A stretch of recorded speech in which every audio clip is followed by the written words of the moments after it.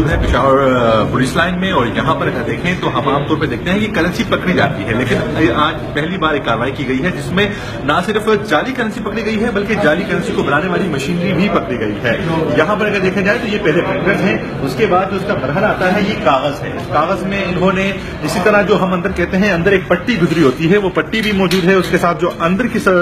जानिब एक पाकिस्तान का झंडा नजर आता है वो भी मौजूद है, जो कलर्स इस्तेमाल होते हैं वो भी मौजूद है, उसके बाद जो इसे प्रिंट किया जाता है वो भी मौजूद है, और उसके बाद जो फाइनल मरहला आता है यकीनन ये नोट की शक्ल में आप अगर इसको यहाँ निशान लगाएं आपको बिल्कुल नजर आएगा। यहाँ से भी खुदरापन इसका मौजूद है, कायदे आजम के कॉलर पर भी खुदरापन मौजूद है, यहाँ से अंदर पट्टी भी मौजूद है, और आखिर में जो इसको प्रेस किया जाता है वो मौजूद है। हमारे साथ यहाँ पर एसएसपी ऑपरेशन भी मौजूद है, उनसे बाद में बात करेंगे। लेकिन ये बहुत करोड़ रुपए मालियत की करेंसी पकड़ी गई है, बहुत बड़ी खेप है, लेकिन ये चैलेंज है स्टेट बैंक के लिए कि अब लोगों को किस तरह समझाया जाए कौन सा नोट ओरिजिनल है कौन सा